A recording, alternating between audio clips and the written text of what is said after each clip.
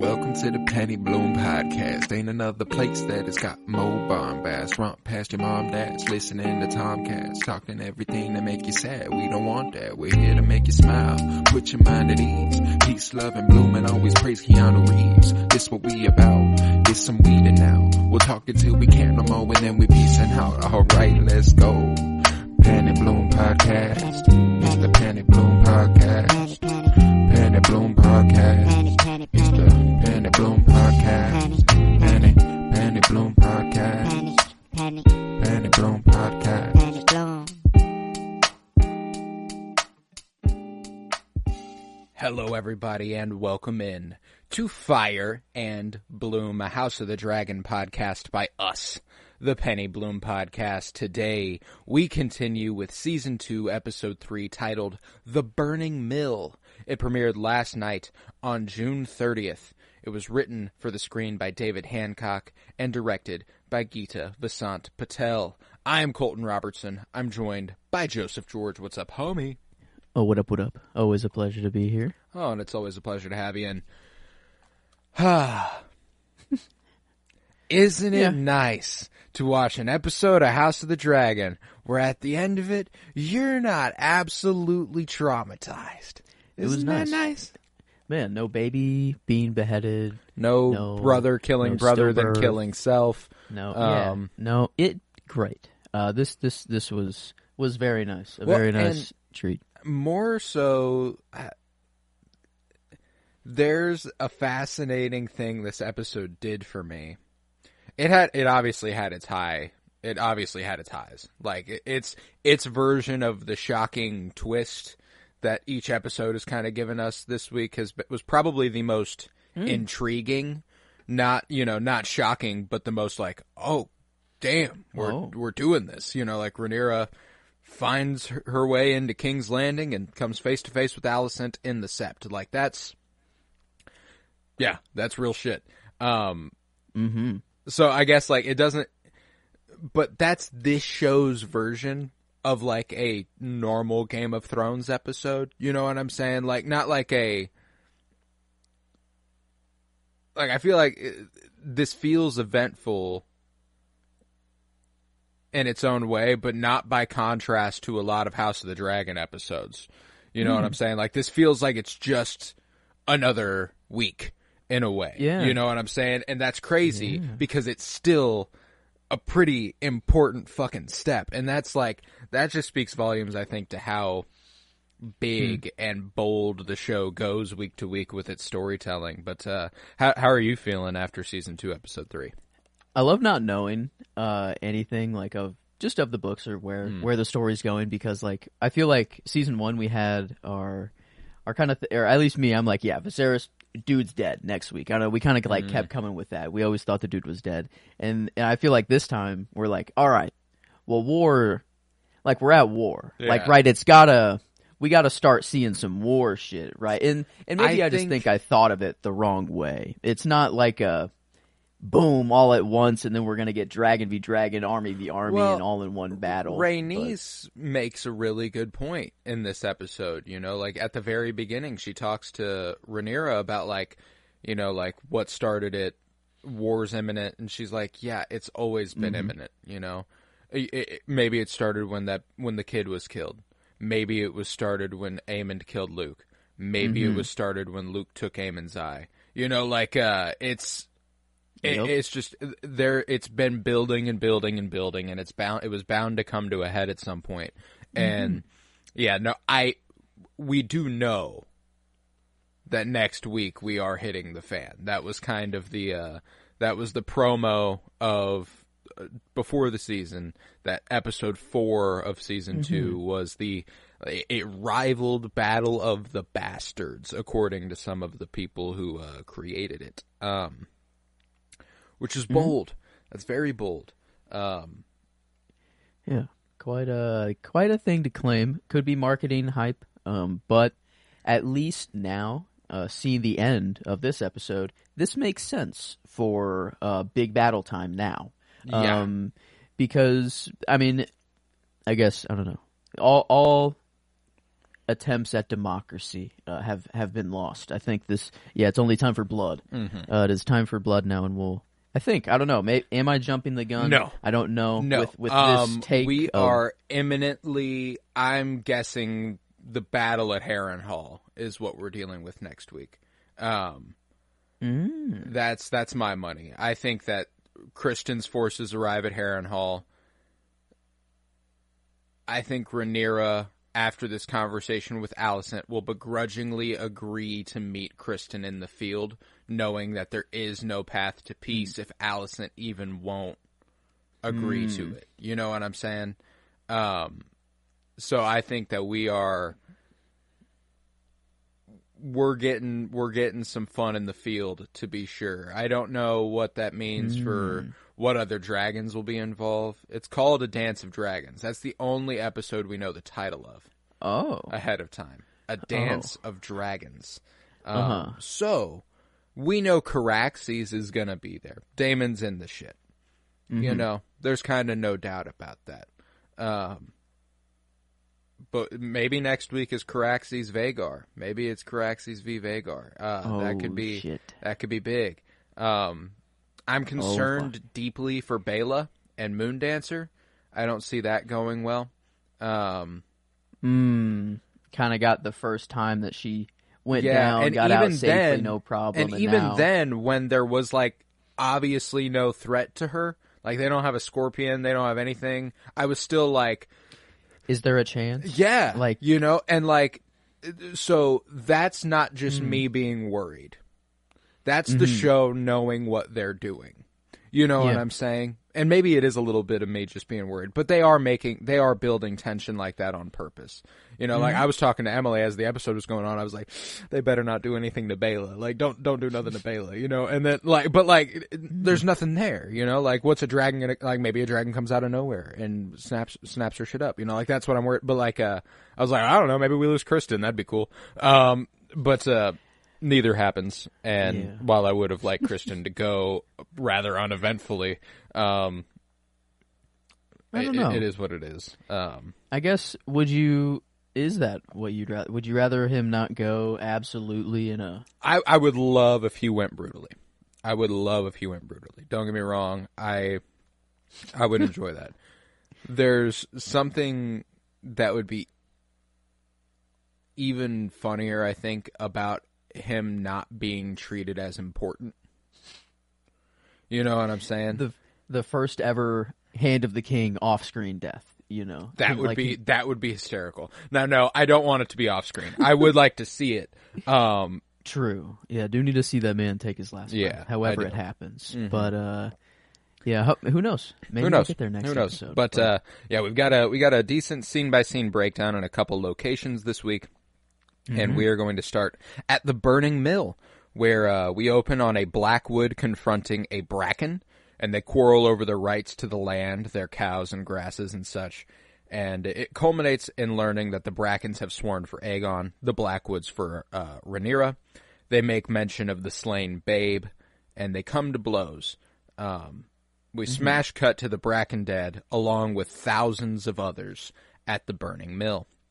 So, this, I think, continues to build on the themes that we've been talking about in recent weeks with the conversation Aemond had with Sylvie last week. You know, when princes and princesses, you know, when they make mistakes, it's often the small folk who pay the price. And obviously these aren't small folk. They are of a house, but they're not the houses. You know what I'm saying? Smaller folk. Yeah, I guess. This is two people who came to blows, and because they fought, their entire family fought. And they're like thousands and thousands of bodies piled up at the Burning Mill. Like it was brutal. Was bad. That was like bad enough for me to be like, what happened here? Yeah, you know? I was like, dragon? I was looking for signs of dragon, and I'm like, okay, there's no smoke no in the dragon background, fire, but nobody's burnt. You know, like everyone's Just dead. Just war. This was just war. And it's crazy that, like, this isn't even Rhaenyra or Team Green being like, hey, fight for me in my name. This is just, one's already declared for one side, kind of, but they're using their, you know, their own. Yeah. Well, and, like, I also appreciated the implication that their rivalry goes back so far that there's not even really a known reason for why they fight. That was kind of cool. A cool way to put it. It was. Like it was. That is lost to time, you know? Sin begets sin begets sin. And that's my line of the episode because I felt it just kind of really captured everything going on here. And I really, really enjoyed it. But yeah, and I love the way both Aegon's council and Rhaenyra's council talk about the event. They're like, every single thing that has plunged them into war has been a mistake neither side could control. You know, I used to think, I no longer think this, and maybe it's just denial on Alicent's part. I used to think Alicent knew Viserys didn't mean to talk to her. She's at least convinced herself he did, you know? Yeah. And this is it's interesting. The misunderstanding, which puts Aegon on the throne, plunges them into war. Aemond mistakenly allowing Vhagar to eat Lucerys accidentally plunges them into war. Daemon hiring the people to kill Aemond, they mistakenly kill the child, plunges them further into war.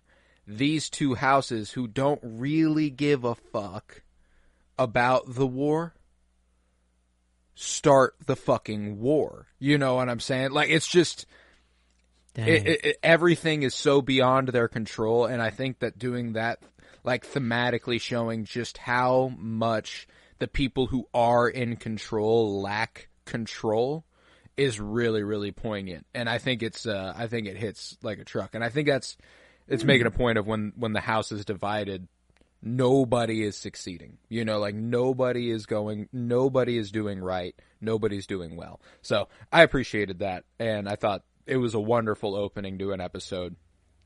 I really appreciated that they didn't show us the battle. We just smash cut to it all being done.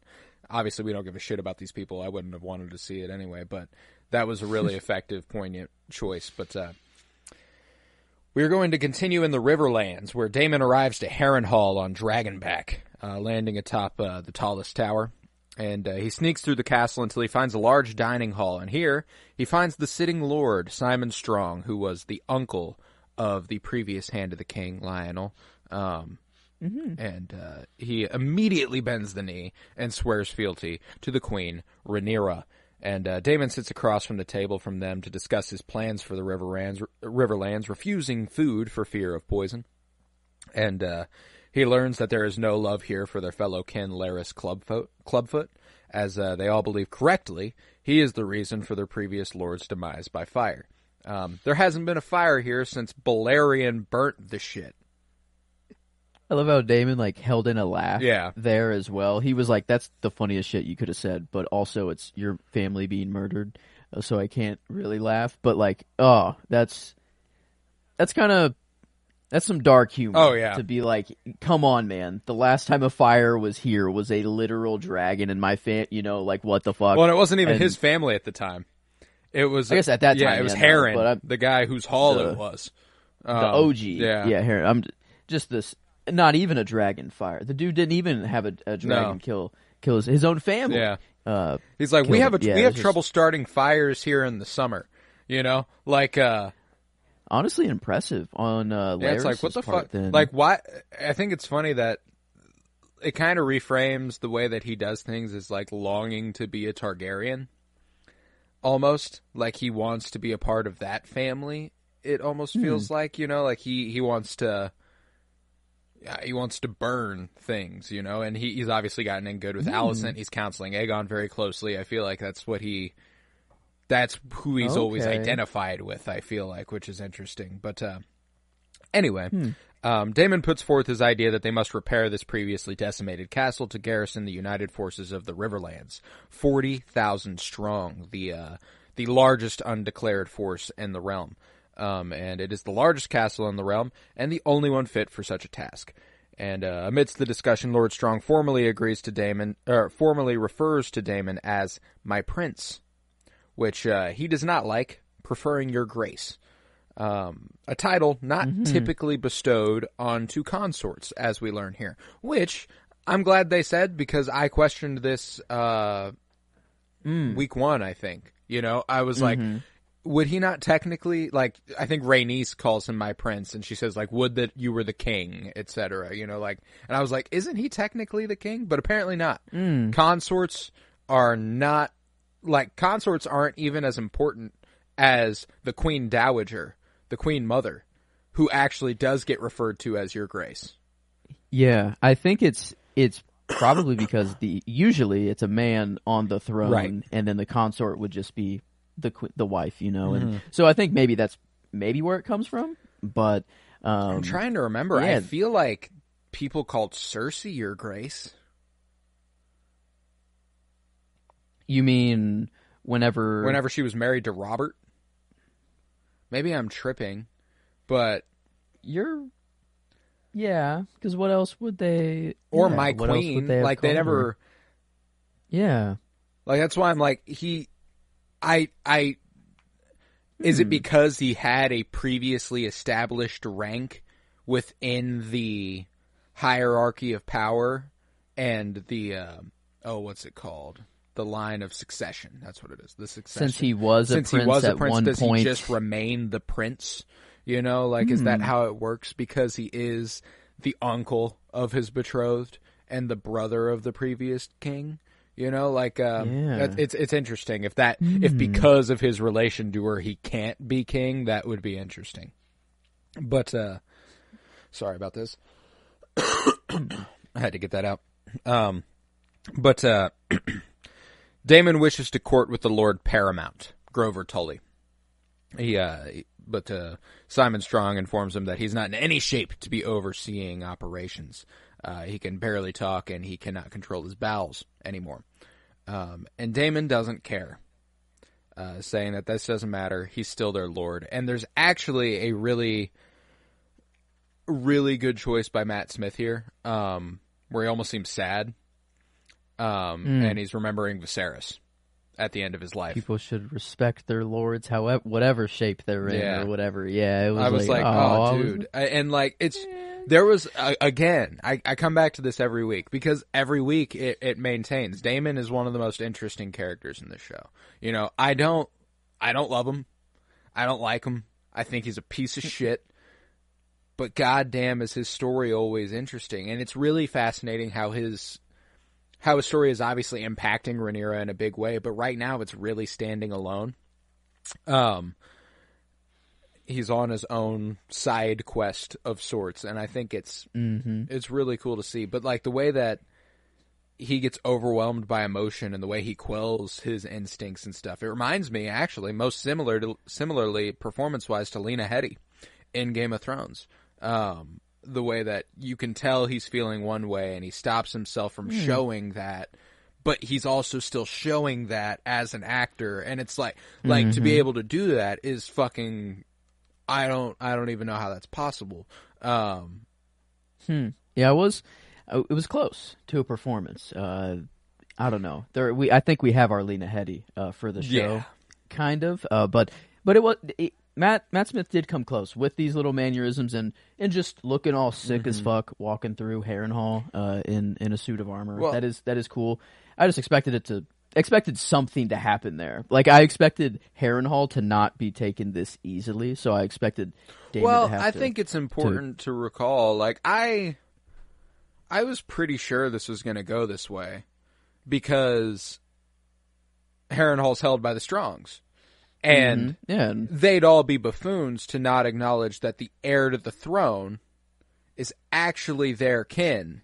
You know what I'm saying? Yeah, you know, I'd be like, that's my squad. You know what I'm saying? Like, we're going with you guys. Yeah. So like that was the thing that always kind of gave me reassurance.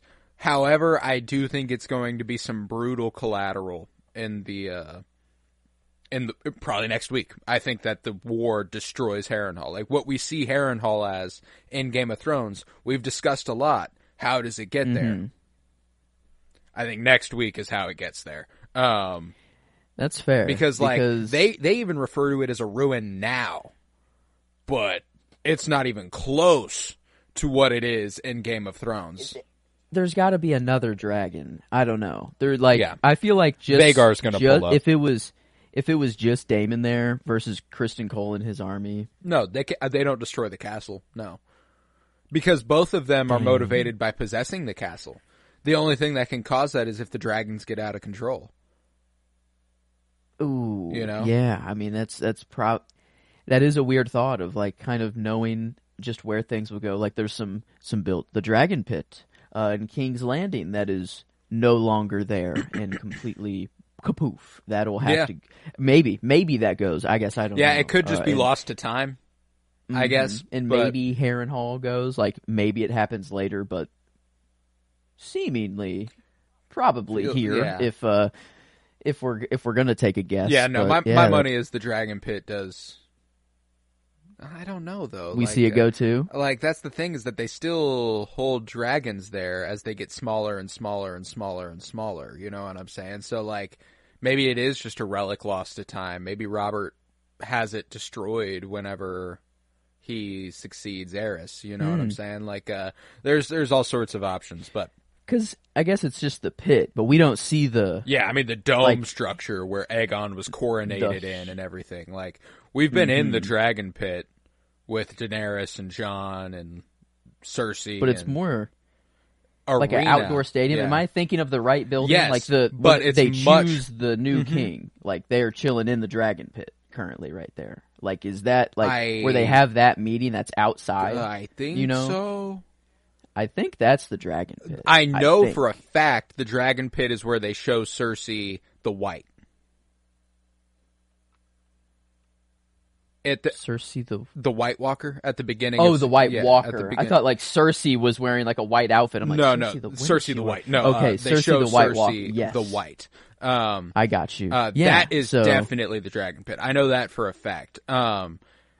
And the Hound even goes down the stairs that we see them go down and stuff. Like it's so that is it feels much smaller. And maybe that's just a result of them potentially restructuring it around smaller dragons. They don't need such a giant structure. Maybe it reminds them of what they once had and they need to quell that. But I don't know. Either way, but Strong inquires what the plan is if or when he succeeds, and Daemon says, "Well, we'll march on King's Landing and take the throne." And Strong is surprised and kind of befuddled that that's all, the throne. And Daemon's like, "Yeah, it's a big chair made of swords." It's pretty funny. I don't know. Not many lines actually stood out to me this episode, surprisingly. And it felt kind of wrong to choose this one. It felt pretty cheesy for Daemon, even for Daemon. But I don't know. This is the kind of Game of Thrones humor I like every now and then. But no, I guess you think you saying like it's a very sarcastic, like, oh, that's all, like really that's all, or do you think Strong actually like expected? This is more tough to there? read. I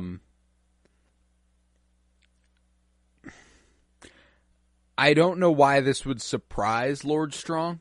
Like, that's what the fight's over. Now, maybe the simplicity with which Daemon puts it. Like, there's one step. Like, we need to muster forces here, and then we take the throne. We take the throne. Yeah, I think it might just be like already, like where war has just started and armies are going to fight and all of these things. You can't just walk in there and take the throne. But I think Daemon is just like, yes, I can. Yeah, he's like, actually. And I think it kind of goes to show how arbitrary what they're fighting over is.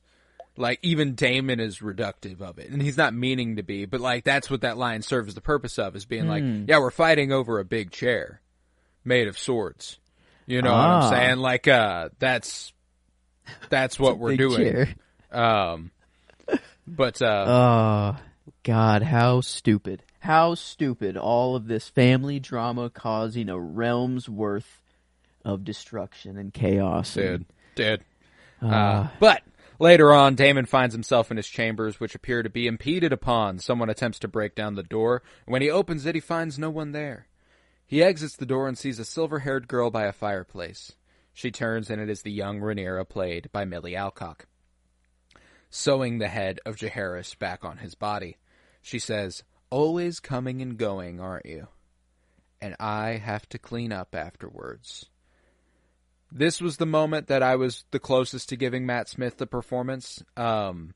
He's like very clearly overwhelmed by emotion in this vision. His eyes well up with tears. He's shocked. He almost looks scared, but sad and guilty, and all this stuff wrapped up into one. And the tears fill his eyes. He drops his sword, and he awakens from this vision by a weirwood tree. I think that's important. And a strange lass with dark hair who has been referred to as Alice Rivers. That's okay. Not in the show. That's just the people online know this is Alice Rivers. Okay, I who was about is to Google. a bastard of House Strong. So there's that, and says simply, "You will die in this place." A bastard of House Strong. Interesting. Yeah.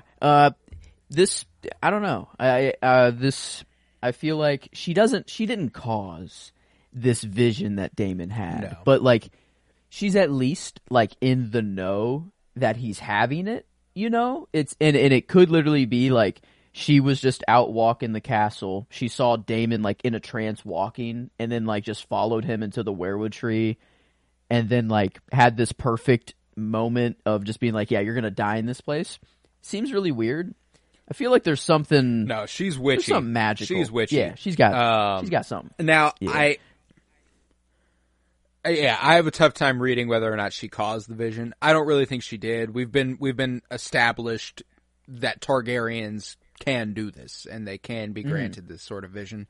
Now, we have seen evidence that when we do get a trance and we do get visions, that they are brought on by an outside source. You know, Daenerys, whenever she has her vision of Khal Drogo and the throne with the ash or snow raining upon it, it's Pyat Pri. It's the House of the Undying, or not, the House of the Undying that kind of brings it on.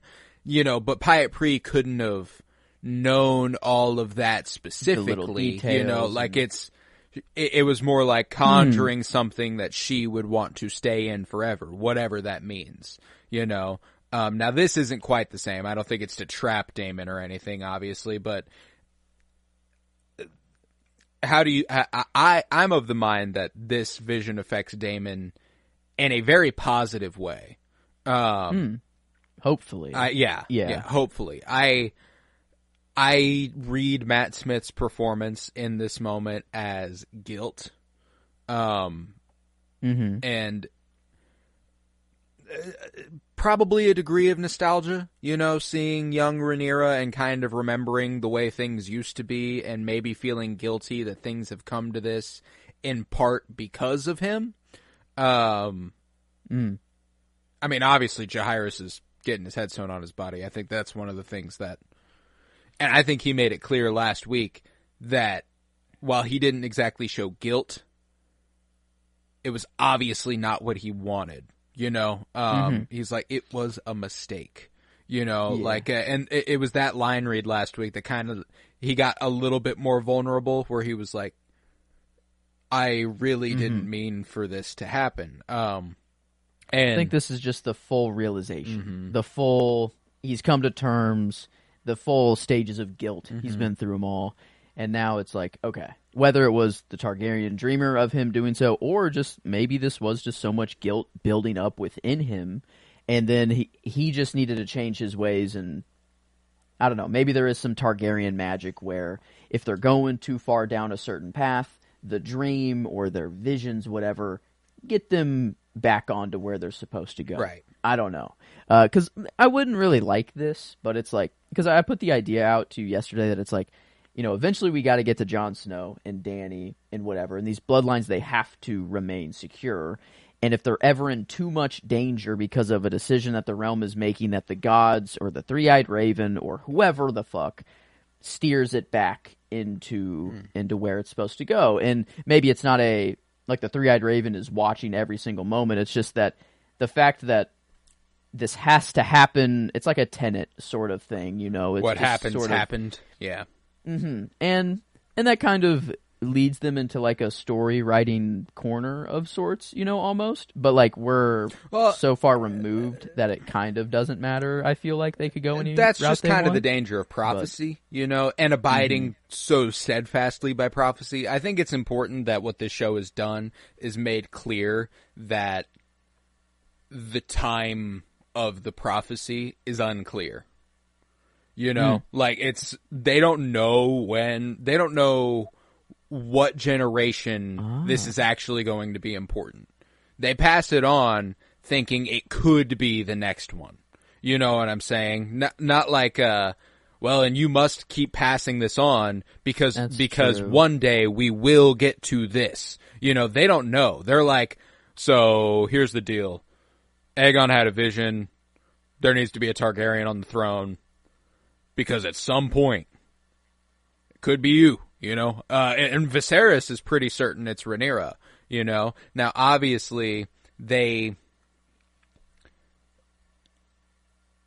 is also not exactly like, and it's White Walkers, He's like, it's the dead. That's the true. dead will march upon us, So there's still a vagueness to it. That's like, it could just be that the realm's about to descend into war, and there needs to be a Targaryen there to prevent that. And so, like, that's the thing with prophecy is that, like, knowing that this prophecy exists for the Red Priestesses of Ashai, almost in the exact same words and verbiage as for Aegon, who is not from Ashai, is from Valyria, moved to Dragonstone, and all, like, it's... This is why I feel like there's more validity to it. Is that it comes up across multiple religions or factions of sorts, and the way I see it is like if Bran like completely decided Hodor's life from the moment he needed him, and Hodor became Hodor.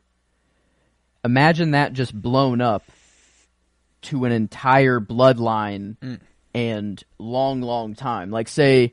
The first Three-Eyed Raven, say it was a Targaryen back in maybe this was the combination of everything. It was a Red Priestess, a Targaryen, and a Three-Eyed Raven all at fucking once in Valyria. And they see a vision of the Night King coming south and killing everybody. But they're like, oh, if we do X, Y, and Z, we can stop him. And then it just from that moment on, it's caused this giant loop, blah, blah, blah. But like no way they... And not to mention, I'm curious about the historic ties between the Red Priestesses and the Targaryens. It would feel right that the Targaryens, if they thought there was a god, the fire it was gods. The Lord of Light. You know what I'm saying? Right. Like that would track for me, So I am curious if maybe that's part of it. Maybe it is so closely tied because it is literally tied. That is literally a prophecy they believe in. Now what is, and maybe it's just been lost to time since they moved from Valyria, they migrated across the Narrow Sea and stuff, maybe, they lost a little bit of their culture when they came to Westeros. I could see that happens, but, yeah, regardless, I'm excited for this. I want to know more about whatever the fuck Alice Rivers is. Because you knew from the moment she showed up on screen and Damon like took notice of her, even before this, it was like, okay, well she's a fucking weirdo. Who's that? Yeah, who are you? And at first you're kind of like, Damon's gonna have sex with this woman. Like that. That's the first thing you think, and then that happens. And you're like, well, never mind. But anyway. That concludes the story in the Riverlands, and we'll head to King's Landing, where Criston Cole is late to his first meeting as Lord Hand. And on his way encounters new Knights of the King's Guard, the previously seen homies of Aegon. Just sitting down. Oh, very casual. They are like terrible King's Guardmen.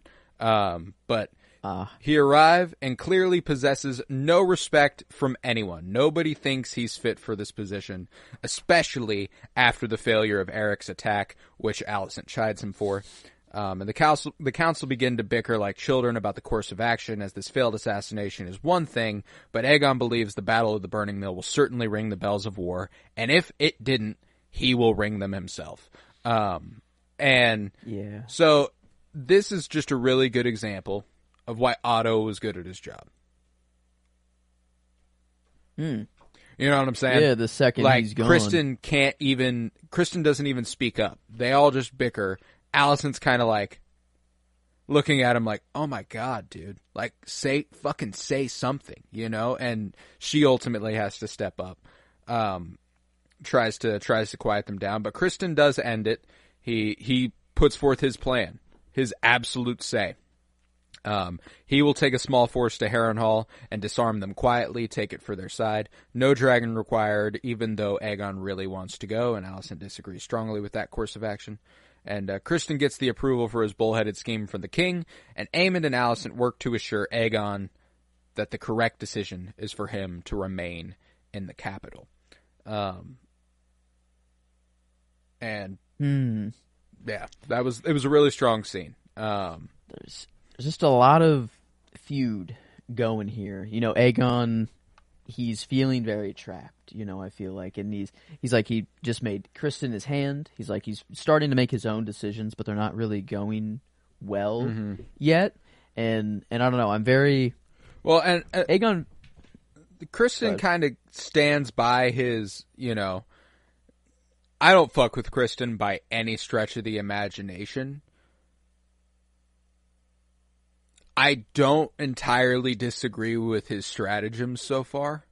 You know what I'm saying? Like, they're not awful ideas. Yes, they're hasty. Yes, they probably should be considered a little bit more, and yes, they could probably be more well-formed, but his instincts aren't bad. You know what I'm saying? When it comes to the wartime decisions. Specifically this, the way he goes, yeah, we'll be more likely to find a dragon in the field if we field one of our own. You know, like, if there's a dragon heading wherever they need to be heading, they're going to be met with a dragon. So, like, that all really made sense. And probably my least favorite character in the show right now, Kristen. But, I appreciate him standing his ground and kind of being like, this is my strategy. This is how I do things. I am the hand of the king, and this is what got me the position. You know what I'm saying? Like, this is me thinking this way is how I'm here. You know what I'm saying? So, like, yes, he needs to evolve. Yes, he's not fit for he's a master of war. He's not a hand of the king. You know what I'm saying? Like, that's the bottom I really line. thought, and it didn't happen, I really thought that they were, like, Aegon was going to be like, you failed so hard on your first order, give me the fucking pen, you know, like, take it off already. I thought he was going to, like, fire him. I think Aegon wanted to do that. But then it would make him look like an idiot. Yeah, it would make him look hasty. It would make him look exactly the same as Kristen, where he's just making decisions on a whim. He needs to display a certain degree of faith in his choices, or else. And like, there's a moment at the end of this scene that I loved for Tom Glencarney, where the insecurity absolutely bleeds through at the end. I can't remember specifically what he says, but I remember the way he said it, and it was just pathetic. It was like, oh, you know, like, and like all the other. Is it after his armor's on and they're at? No. It's at the table. It's the way this part of the scene ends. It cuts to all the other councilmen on the other side of the table, like reaching down and grabbing their glasses, like kind of looking at the table, and it goes to Alicent, and she goes, oh. You know, like, she just kind of, like, sighs and is like, oh, God. You know, like, oh, my boy's not good. You know, kind of in that moment. I can't remember specifically what Aegon says. It's something about how he won't be belittled. He won't be... I can't remember what it is specifically, but... We cannot risk your loss. They're telling him to stay in the city. We can't risk your loss. I'm as fearsome as any of them. Yeah, and they're like... says. And then, oh... you know, and it's just a really good moment to see how he's viewed, you know. You haven't seen shit, man. You haven't. Like, you can't be as fearsome as anybody, you know. But later on, Kristen mounts up for his mission, sporting a new haircut, and spies Alicent discussing with someone new. And he's introduced as her brother, Sir Gawain Hightower. And Gawain is clearly bitter over his father's dismissal as Hand, and his replacement being a buffoon. But alas, he will be riding with him into this fight. And when Gawain walks away, Alicent grants Kristen a prayer, but he wishes for more, her favor. It would do him well. And she grants it, and he rides off. The brother's going to discover this, I feel, right? Because he saw the little handoff of the handkerchief, I feel like, or whatever this was. I don't think he saw it. He was riding away at that time. So I thought he was getting on his horse and he kind of was. Oh, maybe he caught it. I didn't catch that. I feel like I think he was the only one to kind of clock it, and I think he might have had he shrugged it off as if it was nothing, but I think he did see it at least. I don't know. And I do think this is an important moment that's kind of showing that there's something, at least in typical Kristen Cole fashion, on one side that is making this more than physical. You know, I think Alicent might be making it more than physical so that it's less sinful. I think Kristen might be making it more than just physical because he's a simp. You know what I'm saying? Who else does he have? Yeah. You know, it's like, well, I mean, he did the same thing to Rhaenyra. You know, run away with me. Yeah. Drop everything. Let's go sell cinnamon and what? Oranges or whatever. Yeah, oranges and cinnamon. Whatever. I guess he had to ask. But yeah, it is. I don't know. I don't know how to read their relation, like how Alicent actually thinks of the relation. It feels that it's just purely sexual. Alicent wants to fuck him. Like, you know. Yeah. That's it. Nothing else. She's the queen. She cannot. Obviously, they cannot be together. Mm-mm.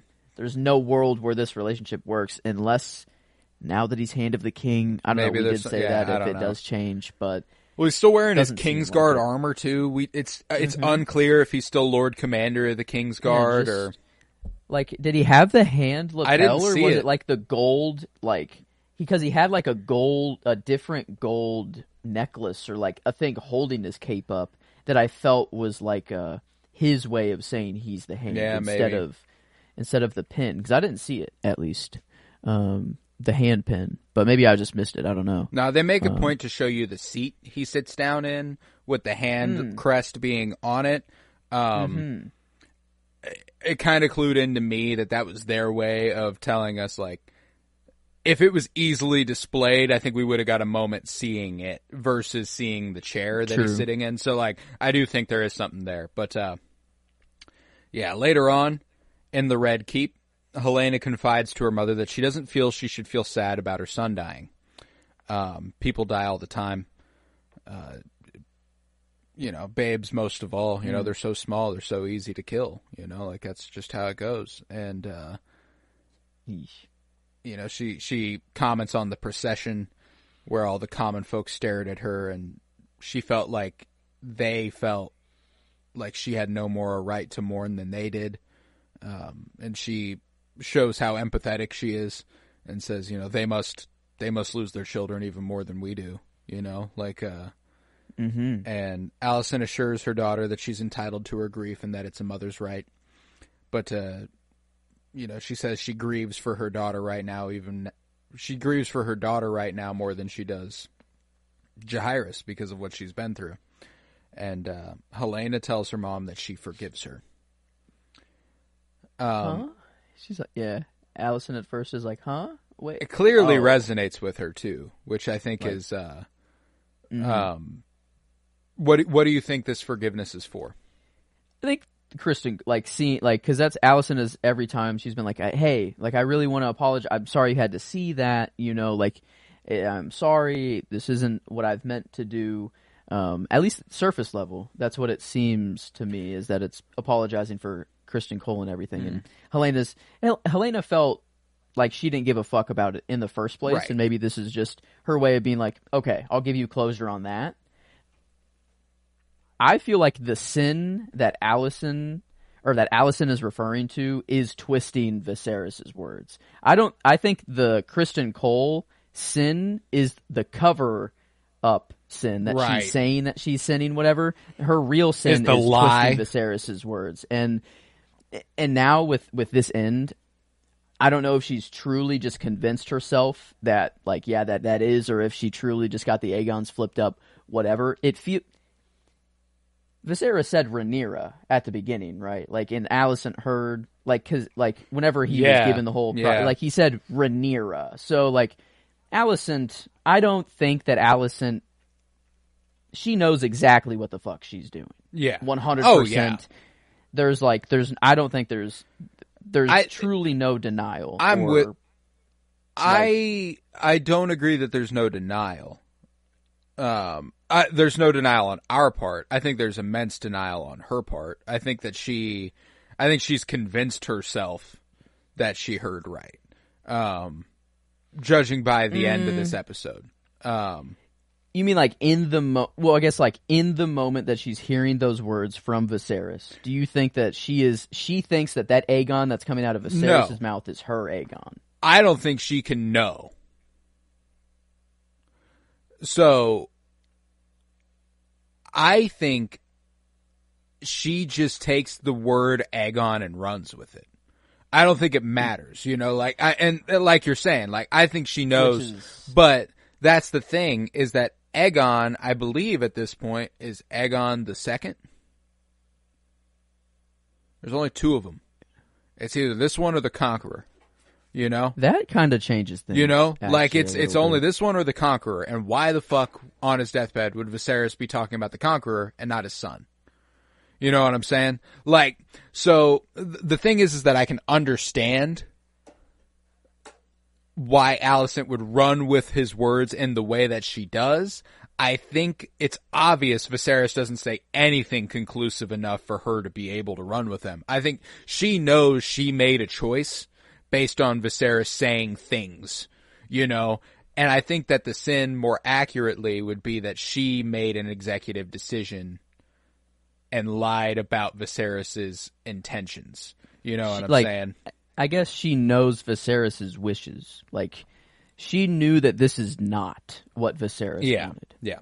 At all. And I feel like this is the sin that she... But Otto, no. Like, that's the only thing that's holding me back is, like, whenever she's like, I have sinned, and she was about to tell Otto, that seemed that it was more of the Kristen Cole part, because Otto knows this. Otto's like, no fucking shot. Viserys is making Aegon king. You obviously twisted or did something, like Otto knows. So I don't know. I feel like this is the sin that's eating at her. That's eating at. Yeah, I get that. No, and I'm with that. But yeah, I didn't mean that in the moment she is forcing. Like, yes, she's forcing herself to believe something. I think that since then she has.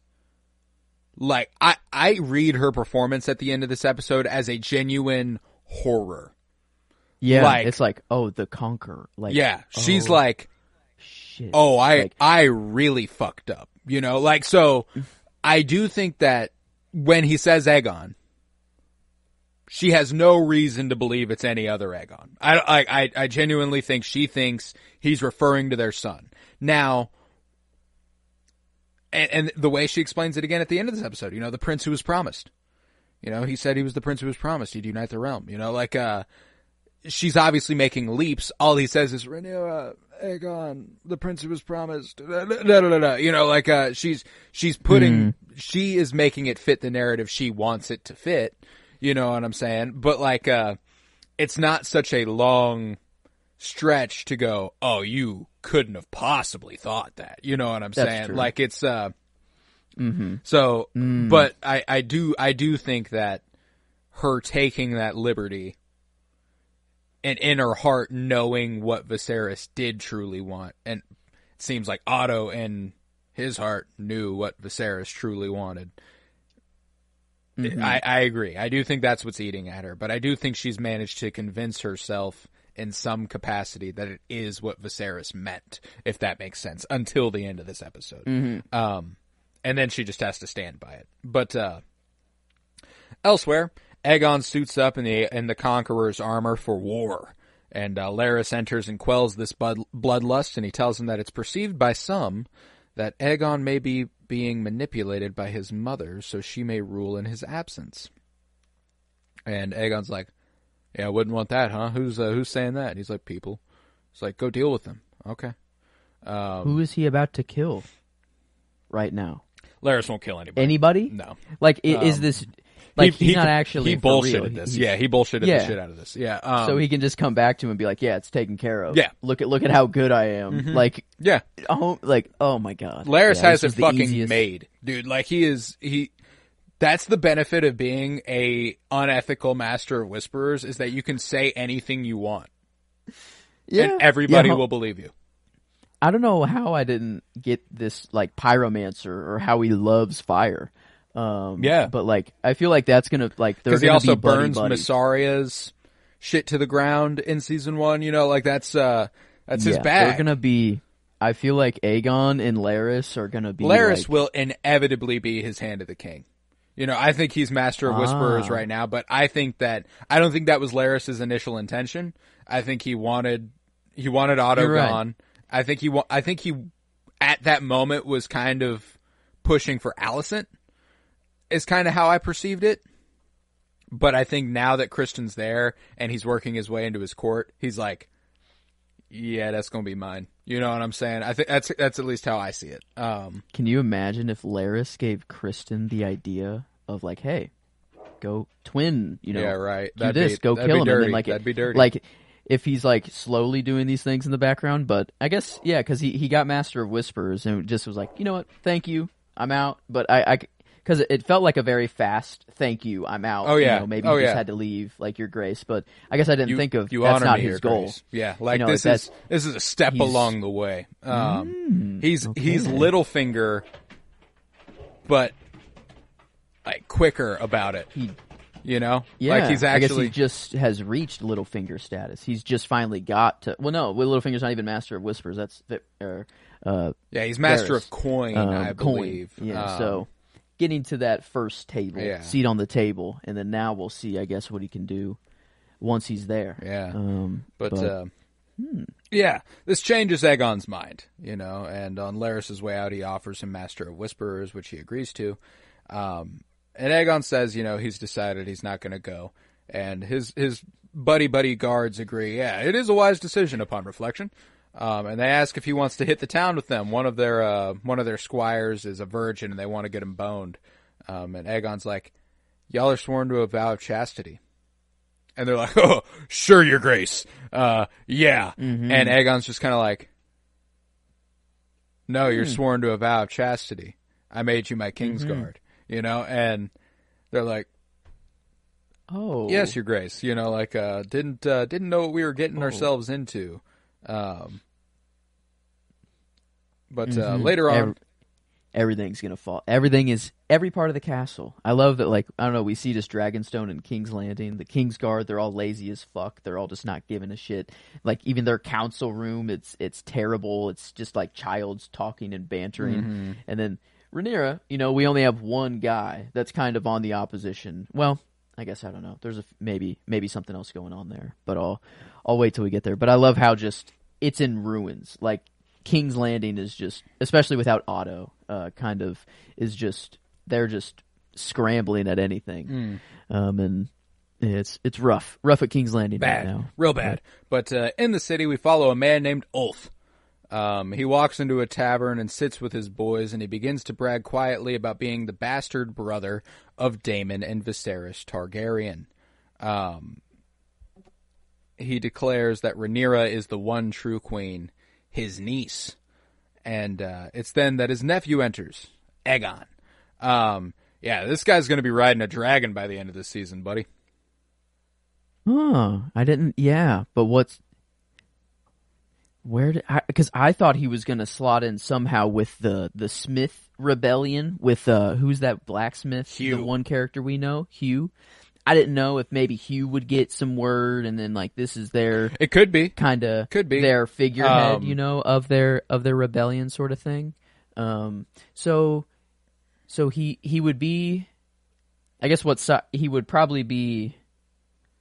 I don't know. He's the bastard son of who? He's Viserys and Daemon's brother. Viserys and Daemon's brother. Yeah, half brother. Now he declares in this that his niece is the one true queen, Rhaenyra Targaryen. Okay. Yeah. Okay, so yeah, he declares for Black in this scene. Like he's behind Rhaenyra. Which makes me instantly trust him. It makes me go, you know what? He's telling the truth.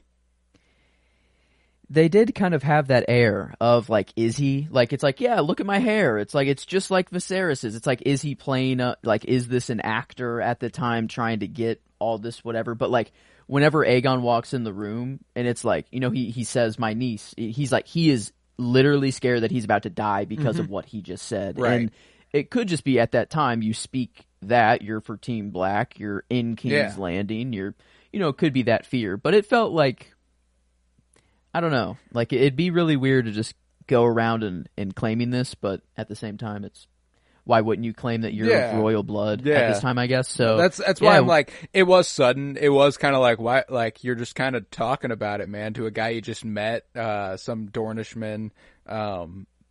The guy at the table wasn't the Ulf, or wasn't the Smith guy. It looked, I don't know, one dude kind of looked a lot like him, Ulf at did. Least. And like the man, like when he was walking in, I was like, are we following Hugh?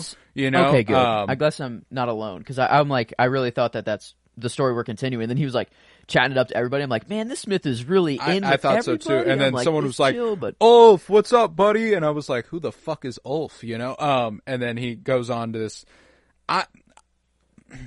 They have a lot to do. You know, like the show just has a lot of lifting to do. I think we're going to look back on this as a necessary exposition drop that happened very suddenly. You know what I'm saying? I don't think he was trying to mislead these dudes, mostly because I don't know if we've talked about this. But anywho, I'll avoid that. But there's a express mention at Dragonstone that one of the dragons is lonely and without a rider. And then we meet this guy who declares for Rhaenyra and is like, I'm actually a Targaryen, you know, like, so my money is that he ends up riding Sea Smoke. But you know, like right now that feels extremely unearned, and it's because we don't fucking know the guy. All we know is that he's related to them. And they're looking for a Lord of the Tides. Is there any way that this guy, he becomes a dragon rider, and they're like, with his, I guess he's like a half brother, so it doesn't even have a claim. I don't know. Well, that's the thing, is that bastards can be legitimized by royalty. You know, we've seen that happen. Say he was legitimized. Does his claim go above? Would it currently be Lucerys, or who even is going? No, because Lucerys is. They talk about that in this episode. Right now, it's Joffrey. That's right, Joffrey, the little boy. Yeah. Okay. But so no, actually, if he's legitimized, it makes him no more important than Daemon.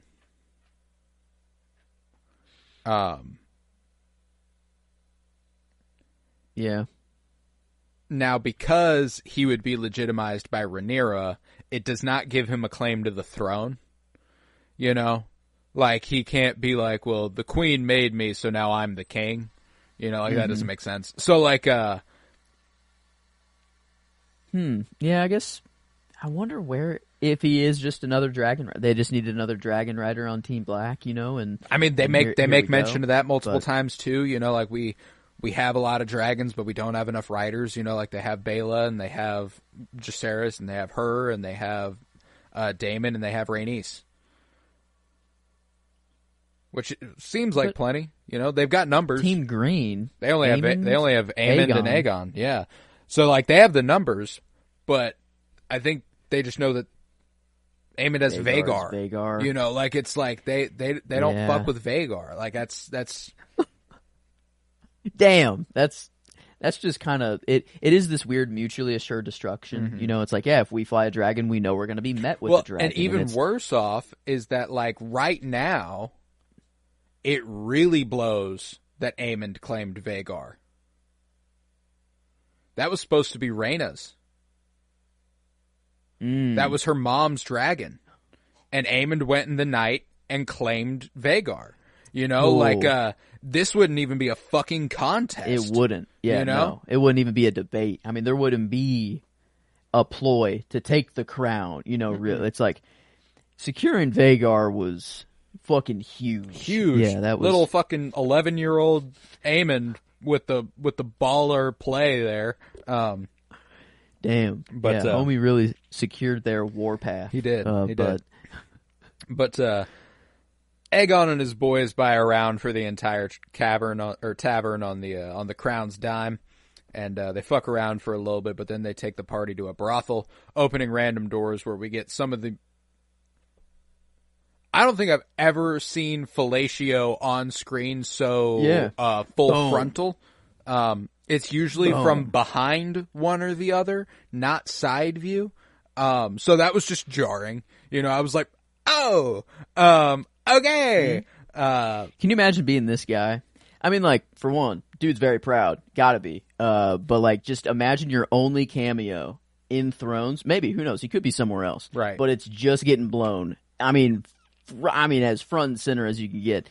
I guess I don't think we saw his face. I'm pretty sure we didn't. Only see this dude's dick. Yeah, we only see this dude's dick, which I'm pretty sure legally cannot be his actual dick. Oh, so it's really?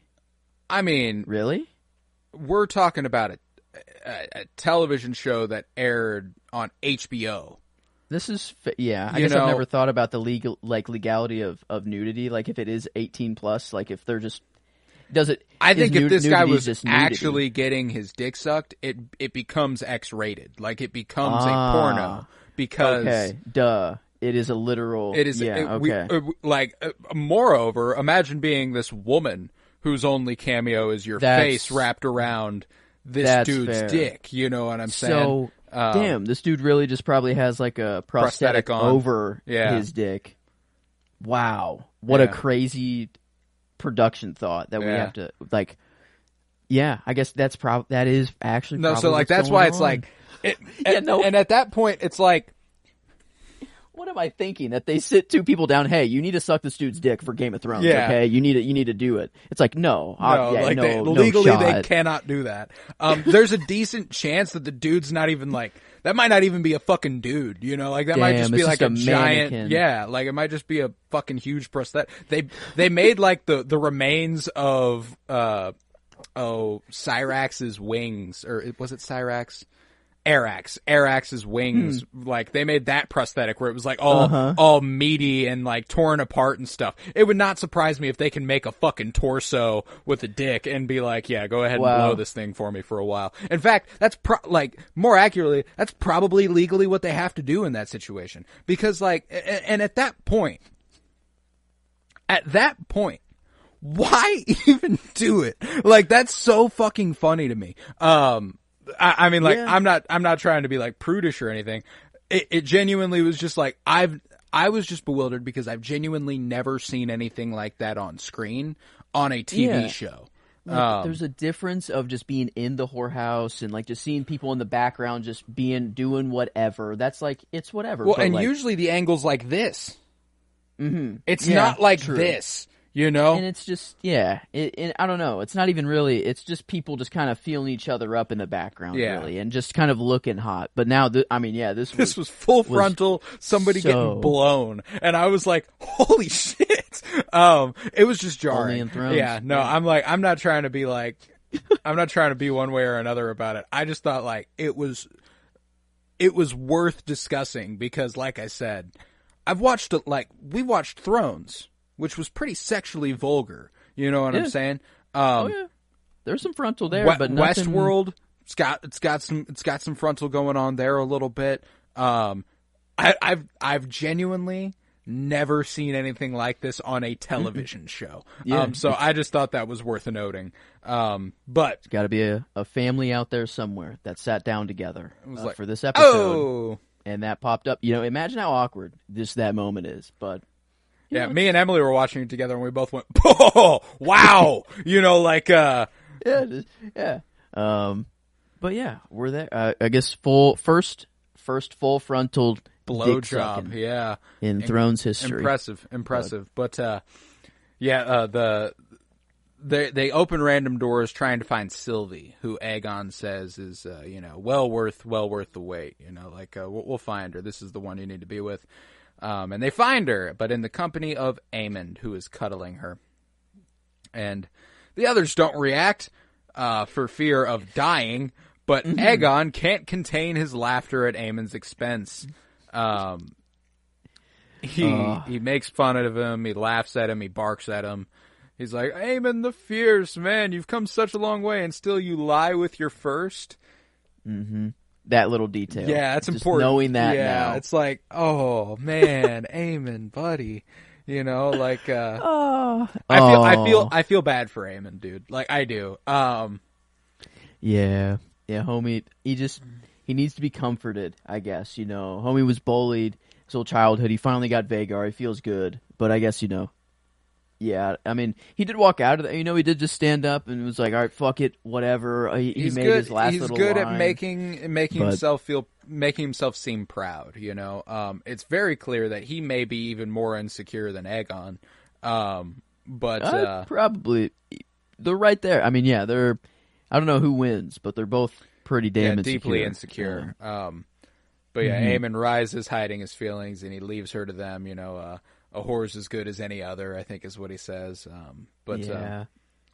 Yeah. But oh, Aemond. Oh man, I don't know. It's funny. That's just hilarious. That is a plot line in this show. That dude is he's attached to his first sexual experience so hard. Yeah, and he goes there. You gotta imagine. Feels very regular. Every night. This is his relation. I feel like he is. I don't know. Like a Tyrion. Don't marry the whore. Blah blah blah. And but no one is there to check Aemond or to be the father and be like, no, you can't do that. I don't know. Maybe Alicent will come in and be like, hey, no, you have to be betrothed and you can't. Blah, that's blah, my blah. thing is that I don't think he's interested in her in that capacity anymore. You don't think now that they know. What's really fucked up is that even before, I think it was an Oedipal thing. I think that he's going to her as a mother figure. That's I guess true. But they didn't they? I mean, they were about to get it on. When? Because then Amy was like, no, not here, or no, not right. Last episode. Yeah, he was like, no, I don't want to do that. They didn't say no, not right. He didn't say no, not right now. He was like, no. You think she even asked that if they've never done it before, though? No, they have done it. He's her first. I just don't think. I think it's been a long time. I think he goes here for this. I don't think he goes here to sleep with her. Yeah. Oh, I guess that's probably true. Yeah. Yeah. At least that's how I perceive it. Now maybe this is post coital for them. Maybe this is what happens after. But I don't know. I get the impression that Aemond doesn't come here to get sexual kicks off. In fact, I don't perceive Aemond to get a lot of sexual kicks.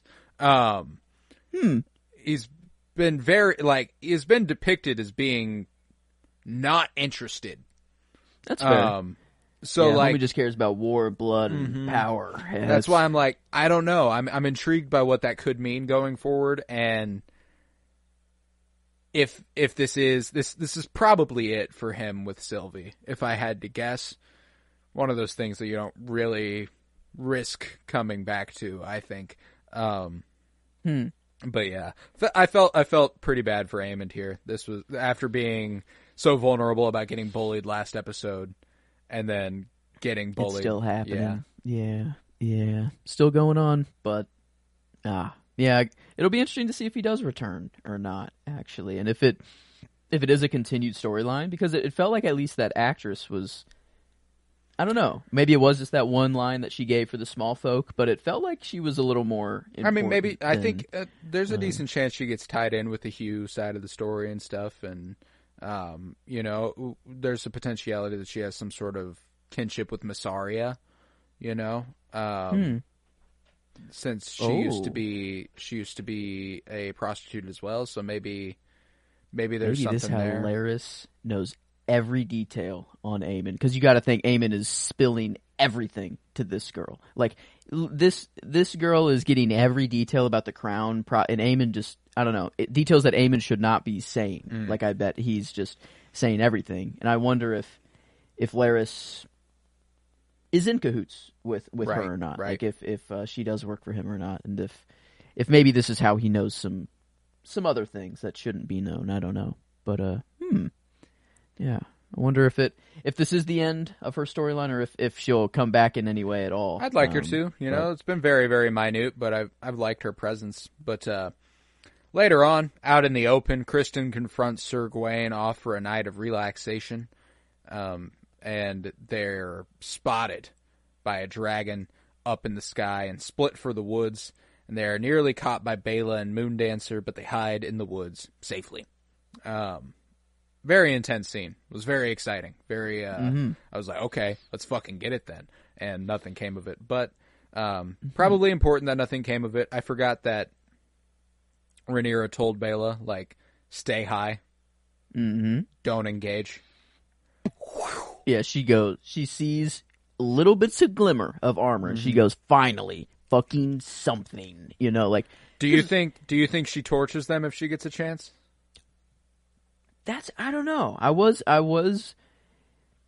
because she knew. She's like, I saw Kristen Cole, like, clear as day. Like, she's like, yeah, she knew who and she was Rhaenyra's seeing. like, are you sure you saw Kristen Cole? You were pretty high up. And she was like, I wasn't that high up. Nope. Yeah, I saw him. So, she knew who she was dealing with.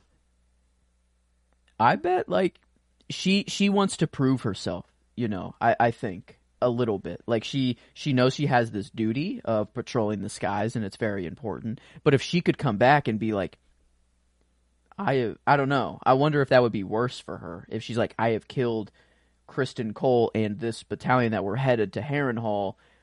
Maybe there's more, you know, maybe there's more coming, blah, blah, blah. Is that a good thing? Or does Rhaenyra be like, you killed without, you know, like you made a move without me? Yeah, I don't. She wanted to torch him, at least the acting. It seemed that, like, if she had the opportunity, she was going to go down and confront them, at least. And I'd say if those trees were not there, we would lose Kristen Cole. Yeah. All of, I think that's how I think simple. I think so too. But that's what's interesting is that, like, I wish we knew Bela a little better. That's one of my.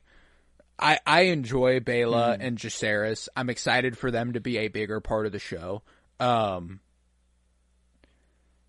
have a tough time reading this. Would she so blatantly disregard Rhaenyra's orders and take an action on her own? The acting certainly seemed like she would have. However, the other side of that for me is that Dragonfire has a little bit of reach. She probably could have got them if she wanted to. You know what I'm saying?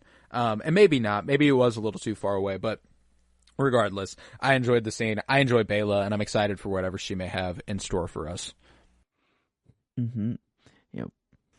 All right, but then in Dragonstone, we begin on the burial of Eric and Eric, where Jacaerys makes clear he loathes the one sent by the High Towers and the High Towers themselves. But Rhaenyra assures her son she can't blame the man for upholding his vows, and Rhaenys approaches and urges Rhaenyra to take every action possible to avoid war, including communicating in some way to Alicent. It's clear that the young and brazen have taken over, and Otto wouldn't allow this, nor does she think would Alicent. And she opines that this could have began at any time as far back as Luke taking Aemon's eye, or even further back even. And she says that there is no war the gods despise more than that between kin, and no war more bloody than that between dragons. And Rhaenyra initially chafes against the idea, but it becomes clear she may be considering it when she says that Alicent permitted the attempt on her life, and Rhaenys counters that it may be the same as her quote-unquote permitting the murder of a young child in his bed. And Rhaenyra's like, yeah, valid, no, for sure, that's fair. Rhaenys, God damn it. Every that's time. the character. That's the queen. That's the person who should be. Yeah, man. I loved Viserys. I did. You know, Viserys was good. He was a good man.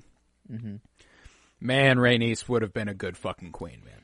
Yes, she would have. And if she just would have been born with a penis, everything could have been a lot simpler. But sadly, the world is not accepting of that. But no, every time she says something or is on screen, especially this episode, she rules, man. She's getting the character for this episode from me. I mean, it was just every single time she's on screen, I have the one thought of why can't it be you? Of like, just, right, and like perfect counsel that she's given. I hope she becomes. Dude, the way her and Rhaenyra click. Like it has to be, you know. Yes. The dream team. This is. Yeah. I mean, with Rhaenys basically being the queen at that point. Well, it's cool to see how far they've come too. You know, like the first interaction they had in season 1 that was kind of long-winded and on screen together. Rhaenys is watching Viserys, I think, talk to Baela. Yeah, which is funny when they were trying to get Viserys to marry Baela.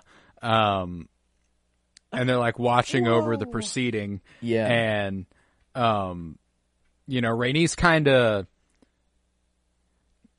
gets at her a little bit. Not like it's not like she hated her or anything, but it didn't seem like she was absolutely loving Rhaenyra at that time, you know?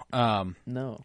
So it's cool to watch, like, later on there's a moment whenever Rhaenyra is considering the words of her counsel, and Rhaenys doesn't need to say anything. And she looks down at Rhaenys, and Rhaenys is just kind of smiling, and she's like, yeah, you know, like, you are who is right, you know, and I love that moment. But later on, Mysaria watches the distraught sea smoke fly all and is lonesome, and Rhaenyra approaches to thank her for her warning. I'm glad we got confirmation that she did, in fact, send the warning and save Rhaenyra's life. And Mysaria seeks a reward. She asks for a seat on her court. And she desires to get revenge on the Hightowers and believes there is only one of the two options with true mercy and grace in their heart, and it's Rhaenyra. And she wants to ride at her side. Rhaenyra will be best for the common folk. Hell yeah. We wanted this Master of Whispers. It just made sense. And it did. Now that she was even like, yeah, you would have let me go. Kind of reminded me of Dany with everyone. Like Grey Worm, Missandei, they were all just like, they were free to go. Yeah, you know? it's like she would give us a ship and let us go if we wanted to, and that's why we're sticking by her. So it was kind of cool to get kind of the same thing. She says, like, it's not often that I'm surprised, you know, like you gave me the leeway. You said I could go because that's what your uncle said, your husband said. So you letting me go was a surprise, and hey, cool, I'm down. Let's ride. Which was just like, I love the team they're building. Like, I didn't think of Rhaenys' hand. I didn't think that Rhaenyra didn't have a hand yet. That is absolutely who her hand would be. Like Rhaenys' hand, Mysaria as Master of Whisperers. The squad is just impeccable. Just impeccable. Yeah. But inside, Rhaenyra meets with her stepdaughter and niece and stepniece, Rhaena. And she tells her of her plans to send Joffrey to ward at the Vale with Lady Jane Eyre, while Rhaena is to take the young Aegon and Viserys to Pentos, where they will be safe. And Rhaena scrapes against the idea as much as she is possibly able to against a queen's demand, but reason remains that they are vulnerable in Dragonstone. She will do anything to protect her children, no matter how much it hurts, and she needs Rhaena to be the mother that she cannot. This is sad. Rhaenyra doesn't think she's going to make it. Is kind of how I took this, you know, like she's oh, okay. Like it's a precaution to protect her kids, but it's also setting them up with a mother if she doesn't live through it. You know what I'm saying? Yeah. And just saying goodbye to her kids, like, for right now. She's like, damn, I'm in this situation where it could be the last time she sees her kids when she sends them off, you know, and she knows that's true. And that's sad. But Rhaena rises, begrudgingly accepting her command. And later on, we then see Rhaenyra's council have the same argument as Aegon's earlier on. They must act before their enemy does. Everyone has their ideas, but Sir Alfred Broom says they must send the dragons out, turn green strongholds to their cause, and burn those who resist. And alas, Rhaenyra still clings to there not being such a violent end to this conflict. Once dragons are unleashed, they will destroy themselves. And Broom laughs at Rhaenyra's idea. that fear is the superior tool. You know, a sword's strength is not in its sheath or scabbard or whatever. And this earns a murderous glance from Rhaenys. That look. Whenever Rhaenys gets to Dracarys, this motherfucker, I cannot wait. Yeah, I cannot wait. He will be killed for treason by Meleys, with Rhaenys burning him. It's a pretty sound prediction. Yeah, oh yeah, that's pretty it sound. has to happen. It has to, because like last episode, whenever Broom spoke up and she was like, "Watch yourself," you know, she's like, "Be careful, fuckhead," you know. Yeah, now it was. Now this is like, the next step. This was the next step towards Dracarys. My dragon will burn you alive. Yeah, that feel. At least I don't know how many guys in there are part of this coup, or just they're misogynistic. They don't want a woman to lead. They think that you know they have the right minds for war. Blah blah blah. That might just be the extent of it. I don't think that they think Rhaenyra is wrong, and you know what she, you know that. They're obviously on her side. You know, they've claimed... No, but I think that they are going with the... I think it's the reason that for so long in your life, you heard we couldn't have a woman president. Yeah. Because they don't have the stomach for war. They can't... They're too emotional for that, quote unquote. Like, fuck you. Shut the fuck up. Okay? You know? Like, eat my ass. Eat my ass and die. Maybe that's a better thing? Yeah. I don't know. Crazy who would thought have fucking there. thought that Crazy. maybe somebody with some fucking empathy would be good? I don't know. That is weird, but yeah. I mean, they do kind of like every dude, like they are just ready to go. Even like okay, the sons. Which one is still alive of Rhaenyra's sons? Jacaerys is alive. I don't know why I keep wanting to call him Lucerys, but no, Lucerys. Rest in peace. Jacaerys, like he also was like, no, we need to respond. We need to, you know, or whatever. Like he's ready to go. Daemon is obviously already gone acting and stuff, and so I don't know. I don't know if they're going to go into that actually and be like, Rhaenyra, you're not being active enough. You know, you're stalling or whatever. If they'll try to use that, at least maybe that'll be the angle these guys come in from, and they'll be like, you know, we need to be doing things, blah blah blah. And then I hadn't considered that with this council, who is very clearly not open-minded enough for this, and Daemon wanting desperately to be referred to as Your Grace. If the coup is to install Daemon as king and make Rhaenyra the queen consort. Oh. And how much of that is on Daemon's? Yeah. You know. Like Daemon would have to accept that, you know. But is this the coup that just did they just start that and that's their plan, or has Daemon mentioned it to them before? You know, I don't think this is in the process. I don't think it's something that's like happening. I think it's something that, I mean, I don't think we have much time left. I think we're getting to war next episode. I think that next episode is when shit breaks out. They have no choice. Rhaenyra will be in the thick of war, and that'll be that, you know. But if even after that, she tries to find a way to stop this with peace, then there is a potentiality that they go to Daemon. Daemon, my money is that Daemon wouldn't accept this.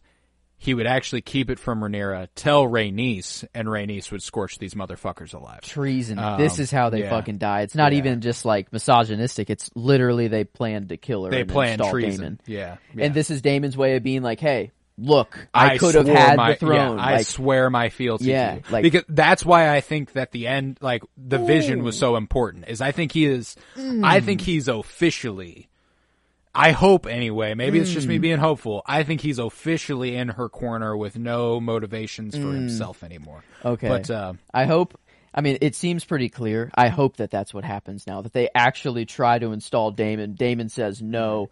Rhaenys gets to kill them. Like, I hope all of that is actually too perfect. And then Daemon is actually steadfast on her side.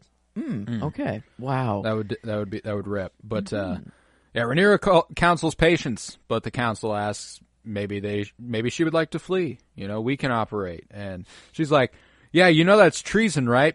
Good thing you didn't take it any further. And she gets up, walks out pissed, and Rhaenys stands up and tells them that they would be well off to remember that she wears the crown of her grandsire, Jaehaerys, the Conciliator, the longest reign of any king in the Targaryen dynasty. She does not wear the crown of the Conqueror. So she's going... I like the idea that they're drawing the parallels between her and Jaehaerys versus Aegon and Aegon. Yes. You know what I'm saying?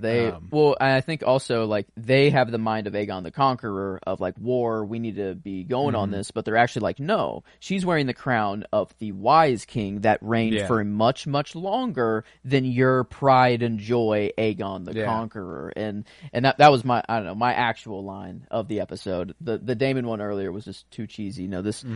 Rhaenys, I don't know. She got the character. She nails it. This is why right here, pretty much, is she walks. This is her mic drop of while standing right behind the chair to the throne, like Rhaenyra's chair. So I don't know.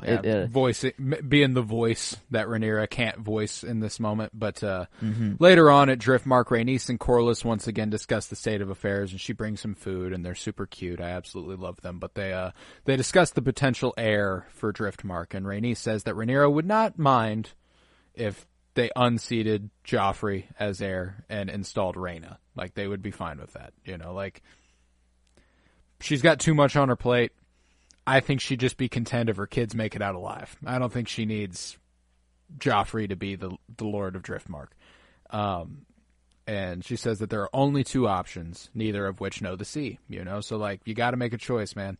It's either Rhaena or it's Joffrey, and both are getting further and further away from the tides. So, sorry, man.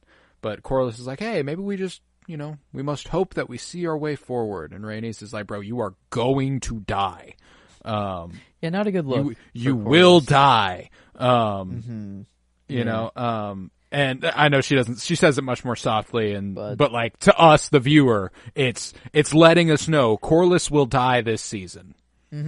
You know what I'm saying? Yeah. And he looks healthy again too. He's like, yeah, I'm no longer invalid or whatever he calls himself. I'm no longer an invalid. Yeah. And so yeah, he's healthy, and I don't know. Just doesn't seem good. Doesn't. For his I like future. I like that we're getting like one scene a week at Driftmark. They're just kind of like, yeah, check in here. What's up? One little Corlys bit, and then we're off. Or the brothers, the other Adam or whatever. Yeah, Adam and Alan and Adam. Yes, okay. Alan and Adam. Okay. They are the brothers. But yeah, so nice little check in. Rhaenys just continues to be my favorite character of the season so far. She's been really, really strong. But yeah, at Dragonstone, Rhaena is sent off, and Rhaenyra bids farewell to her children as Baela says goodbye to her sister, and Baela assures Rhaena that what she's doing is deeply important. You know, we all have our strengths, and Rhaenyra assures her as well, in a massive way, that if things fail, if they get worse, she is their future, and she is sending dragon eggs with her to Pentos. She is to protect them. She is to be the matriarch. And Rhaena finally sees the importance of her mission and is overcome with emotion, and she goes peacefully with Joffrey, Aegon, and Viserys. Do you think Rhaenys wanting Rhaena to be the seat of Driftmark, do you think that was her way of maybe having Rhaena stay here and say, like, no, she must remain in Driftmark and not leave and go to the Vale, you know, or whatever? No, I don't think so. I think that I think Rhaenys trusts that this is the right course of action, and Driftmark, it's no safer than Dragonstone right now. You know, like it's off the coast of Dragonstone. It's not that far away. Because I guess the lonely sea smoke, right? I thought it was rain. Like rain. I thought they were like. That's where my gut took me to. At least she, you know, she wants a dragon. It's like, oh, because Baela has a dragon. That's why she gets to stay. That's why I have to go. She's very begrudged. Like, she hates the fact that she has to go at first. And then she sees all the dragons that are coming with her, and she's like, okay, eventually probably one of those is going to be mine if I just chill. I'm going to get to ride a fucking dragon. Bit. Yeah, so, like, you know. It's a long-term investment for her now. But it could have, I don't know, if she just she remembers gets a conversation she had with her mom in the first season where she was like, I didn't get to ride Vhagar until I was much older than you are. Like, I think her mom says that she was basically a woman grown by the time she rode Vhagar. So, like, does she get Vagar. I mean, Does I don't know Aemon, how. like, if Aemon is just killed, defeated, and Vagar is unclaimed, I mean, that's the, the dragon she was supposed to get. I don't, like, it just... I hold the suspicion that when and if Aemond is killed, I think Vagar's done. Vagar goes with Aemon. Yeah, Vagar's an old fucking dragon. True.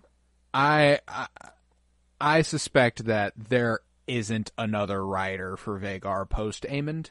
Okay. Maybe there is, but I don't anticipate it, and I specifically don't really know how Rhaena would find her way to Vagar. A lot of things have to go right. Yeah, a lot of stuff has to go right. But yeah. But yeah, no, I had that gut feeling too. I was like, you have Rhaena right there, like go ahead, put her on Sea Smoke. But like, there is a danger to the fact that Rhaena's never rode a dragon, and like, I mean, Aemond had never rode a dragon before he rode Vagar, though. So yeah. like, you just gotta go. You just gotta go. But yeah, but this is the right choice. This is the yeah. And I think Rhaena eventually sees that. But later on, Rhaenyra cries as she holds one of her children's toys, and she rises and finds herself storing it in a box. But in that crate, she opens and finds the letter that was sent by Alicent, and she opens it to find the apology for her dead son from the Queen Mother. Baela arrives back from her scouting mission where she saw Criston Cole, and her story is corroborated by a separate source, a raven sending word of a larger force moving northeast. And Baela is certain she saw Criston Cole, and her council asks for action. Harrenhal is in danger, so too is Daemon, especially if the force calls for a dragon backup. And they counsel a burning of Cole immediately. Find them, burn them, kill them. And she looks across the table at a hopeful Rhaenys, and she says she will consider their arguments, with absolutely no intention of that in mind. Yeah, just love, like I said earlier, I love that look between Rhaenys and her, where I love that Rhaenys has the utmost faith in her now, too. Like, she's just continuously proved herself to be a level head, and Rhaenys doesn't even, it's not even that she's saying, like, this is what you should do. She already knows Rhaenyra won't even consider it. They're on the same wavelength. Yeah, it's like... It's wonderful. It's just, I love that. One thing that just haunts this show, I think, more than like the way Ned haunted Game of Thrones, is Emma's death, actually. Not Viserys's. Rhaenyra's mom. Notable that Emma gave 5 stillbirth sons and 1 daughter, and Rhaenyra has had 5 full-born sons and a stillborn daughter. Like a perfect mirror of each other. She ends up talking to Alicent later about the impact of Emma's death on Viserys and how he was like. I think there's I think that it's cool that in the wake of Emma's death, she still has something of a mother figure in Rhaenys, who trusts her enough to kind of let her be her own person, but counsels her in the right direction every once in a while. Like it's really cool. I enjoy their relationship. But later on, Rhaenyra heads for Mysaria and inquires if she knows any of the comings and goings of Alicent. She must see her. No ravens, no killing, no hostage. She must see her. And Mysaria complies and recommends a mode of transport previously used by Daemon to sneak into the city, and knows where she may find her. And Rhaenyra sails into the city and infiltrates disguised as a septa, and is still serving absolute fucking face. I was gonna say, holy shit! Be like, you're in disguise, but like anyone could look at you and be like, "Damn, is that the queen?" Like, still. God damn. Yeah. Emma Darcy is a beautiful person. Like, holy shit. Skin just too perfect. It was God. it was just too, I don't know. What? Just unbelievable that a person can look like that. But she finds her way to the Sept of Baelor, and kneeling next to Alicent, where they've previously sat in season 1. They've sat side by side, pretty much in this exact spot. And she holds her at knife point and makes a clumsy attempt at threatening her, but then softens up, and they discuss a way forward with no violence. And Rhaenyra confirms she had nothing to do with the slaying of the boy, and they sit in silence for a time after Alicent insists there is no way for Rhaenyra to win. You don't have the numbers, you're fucked. You don't have Vagar. And Rhaenyra accuses her of lying about Viserys changing his mind. You know, he was steadfast his entire life. Every day after my mom died, I was the heir. I talked to him earlier that night. You expect me to believe that within hours he changed his mind? And she says, yes, he did change his mind. You know, he was hard to understand. It was vague, but I know what he said. He said Aegon's name. He said he was the prince who was promised. And Rhaenyra goes, hold the fucking phone. He said those words. Yeah. He said those exact words. He spoke to you of the Song of Ice and Fire. And when Rhaenyra says the Song of Ice and Fire, Alicent goes, fuck. Yeah. You know, she goes, yeah. And she goes, he was talking about Aegon the Conqueror.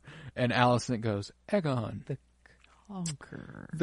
Conqueror. And just an obvious realization of just how badly she fucked up. And because now, is it now that she fucked up in that night, or that finally the lie can become like it can be shown as a lie now? You know, like, is it now she has a way for this one lie, her biggest sin, to actually be unraveled and everyone shown? Like, is it?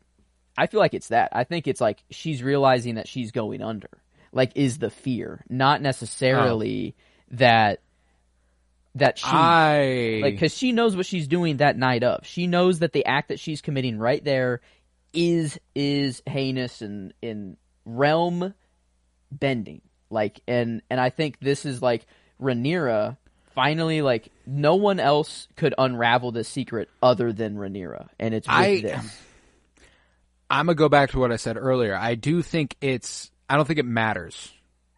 I don't think that matters. I think that Alicent, I think it just confirms what she had been afraid she may have lied about. You know? Like, I think she knew she was taking liberties, but there was enough to justify it in her own head that it could have been right. So she began to believe it. I don't know if I can get there. There was not. I don't know if that's enough to justify usurping the throne. Like, that's Alicent took the leap. Like, she knew that was the sayings of a dead man. Rhaenyra, like, speaking to Rhaenyra, like, I guess the only two Aegons at this point does kind of, I don't know, but I feel like that this. Alicent felt safe because this is a secret that no one else does know. Like, Alicent might, like, be aware, like, oh my god, this is, I shouldn't even. So be you this. think This that Rhaenyra. what you think her reaction is like? Oh god, I'm caught. Like, a little bit, yeah. I think it's like, I don't like that. Or like she felt safe because who else could do this? No one else could even potentially unravel it at all. But Rhaenyra being like, oh my god, no, this is my father. It's what he's been talking to me before. It's this prophecy. It's this what he's been talking to me. It was, I talked to him the night before, and then he tells you the exact end of my story, and now you usurp the throne. It'd be a lot of explaining to do to the people or to whatever, but that's the whole reason Aegon is on the throne right now. And like, if... Right. But like... That's at least Rhaenyra's angle now, is she's going to say there is a path not through war, because or this strengthens their fight even, you know, maybe it's just... Yeah, I'm like, that doesn't do anything, because then they're like, oh, we're going off your word for what we're going off your word for what your husband said and what your word for what your father said. Both of you have your own motivations. Like, it doesn't matter, you know, like, nobody's going to believe them. I took Alicent's realization here to be like, yes, I took the leap. I take it to be that she convinced herself she was right. Yeah. And this was her realizing that every death since then is her fault. Mm-hmm. Yeah. Like, I feel like it can be both ways. Like, even if she does know, she has to convince herself to live at that point. Like, she has to make it known. And this is finally the day where it's all coming unraveled. She's like, oh, fuck. No, I can't lie to myself any longer. Like, there is no denial. Rhaenyra told me blatantly exactly what I knew. Okay, I agree with that. Heard. I just don't think it affects anybody more than Alicent. I don't think it affects Aegon's claim or anything.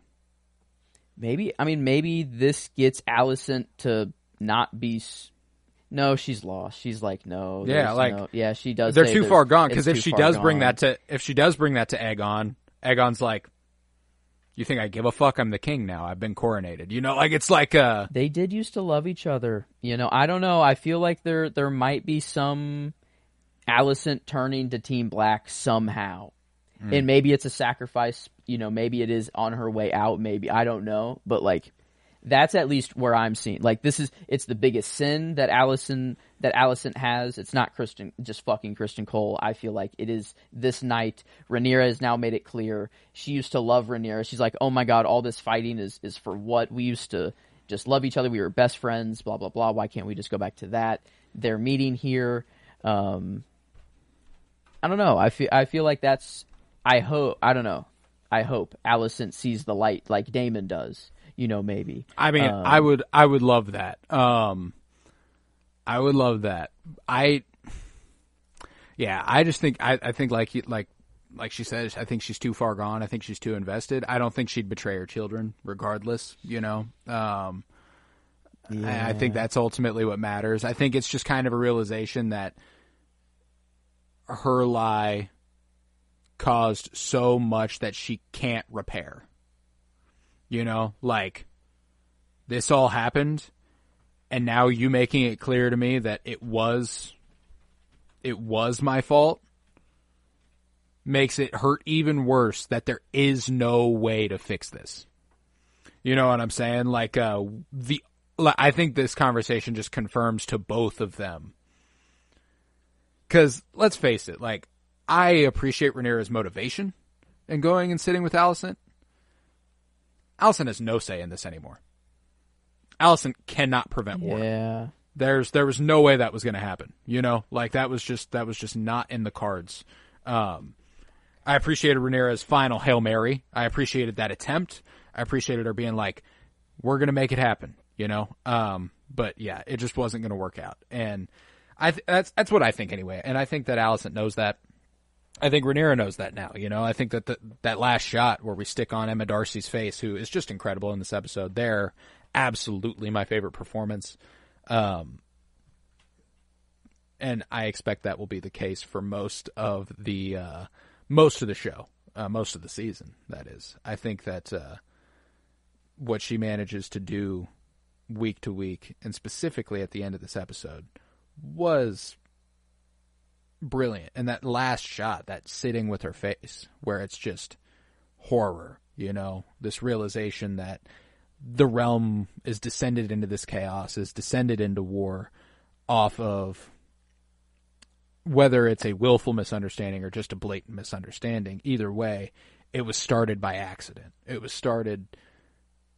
See, but that's the thing, you know, there had to have been a suspicion. The coronation was hasty. It was sudden. It happened very quickly, but maybe that was just so Rhaenyra couldn't make it back in time. Who knows? But, yeah, no. I adored Rhaenyra. I adored Alicent. And getting to see them do this scene side by side, I was concerned that after the end of season 1, where they have that final interaction where they take each other's hand in the dining hall, that we'd never see Olivia Cook and Emma Darcy act one-on-one again, and this gives me faith that they're going to find ways to do that, and that's why this was my favorite scene of the episode, undoubtedly. You know, I think that there was... the chemistry they have is impeccable. We know that from behind-the-scenes stuff and stuff in the show. Obviously, Millie Alcock and Emma... Oh, I feel bad that I can't remember the young Alicent's name. But I can't off the top of my head. They got the ball rolling really strong with the type of chemistry that Rhaenyra and Alicent have. And I feel like Emma Darcy and Olivia Cook have picked that up in a sort of repressed adult way. And this was the moment that I feel like it really paid off. This, that tension whenever she like pulls the knife out and she holds it at Alicent, and they, you know, they giggle and they laugh for a second, even though it's, you know, like they know Rhaenyra's not going to kill her. But there is like, she might have to, you know, and it's such a complicated situation. It's tough and such a tough chemistry to portray so poignantly, but what they manage it's awesome. And I thought that this scene was the absolute pinnacle of what Thrones has been able to pull off. And anybody who's listening, I just know the people watching the video are wildly impressed. They are wildly impressed that I've been able to do this. You might notice that I've been talking for a while. Joseph's on the phone. It's been very fun. So I've been going, and I'm doing pretty good, I will say. But no, it was a strong episode. And when that camera cut, the episode ended, it was just so nice to finally have an episode that didn't end with something fucking harrowing, like week 1 with the beheading of a child, and then week 2 with the brother killing his brother and killing himself. Instead, we got something to kind of be nostalgic about, a little bit of a revisiting of the past while being scared of the future, which, who isn't? But yeah, I hope this isn't the final time we get to see Olivia Cook and Emma Darcy act together. I doubt it is. I severely doubt it is. But hey, if it is, it was a good fucking scene, and it's a good way to send them off. But yeah, no. That brings the conclusion to the episode. So I'm going to do the plugs. And then after that, we are going to rate this episode. If you would, head to patreon.com/PennyBloomPod, where you'll find over 50 hours of exclusive content, all sorts of book reviews, comic book reviews, movie reviews, and the like. For $5, that's not even close, $1.50 a month, you can support the podcast financially, which is huge because it costs me money and I don't make any off of it. You can also find the Penny Bloom Dispatch over there, which is available for free. That's a weekly segmented-based show that we do. It's a lot of fun. Entertainment news, science, and archaeology.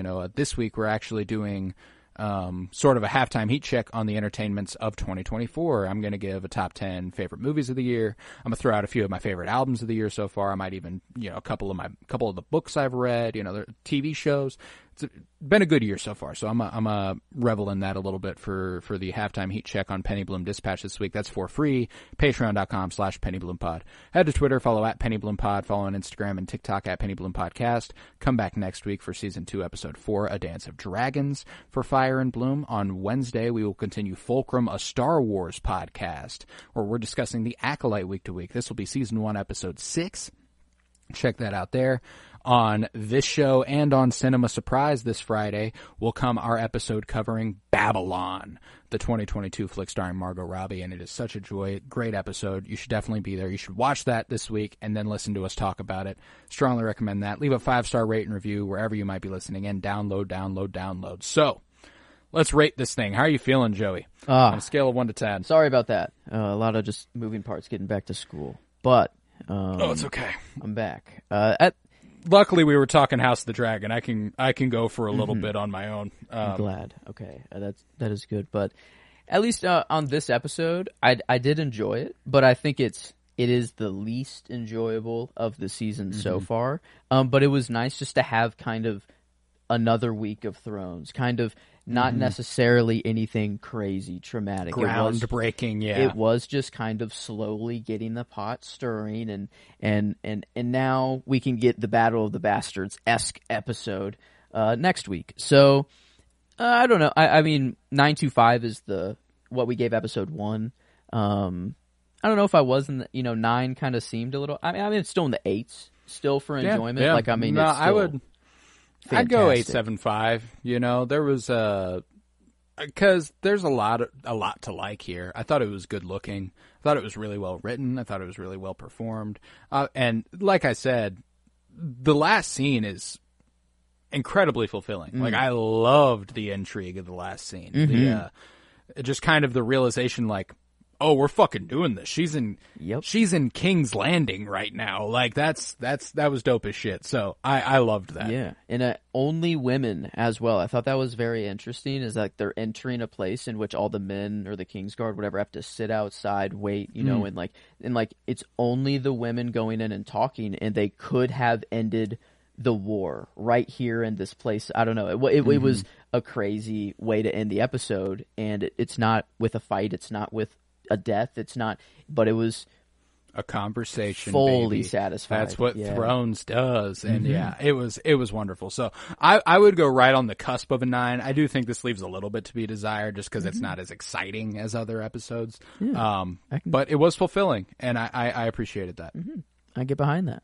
So, and yeah, I mean, that kind of lends to critically. I mean, there's not much to complain about critically. No. It's not last episode. Last episode was kind of visually. I don't know. Yeah, something. I can't quite. I liked Geeta Vasant Patel's work here, but Claire Kilner remains my favorite director of House of the Dragon. Yeah. I mean, and like seeing what that episode is sandwiched by, it just makes it clear how good she is at this. Yeah. You know, because this is. What's always struck me about Kilner is that she's really good at the conversations in rooms episode.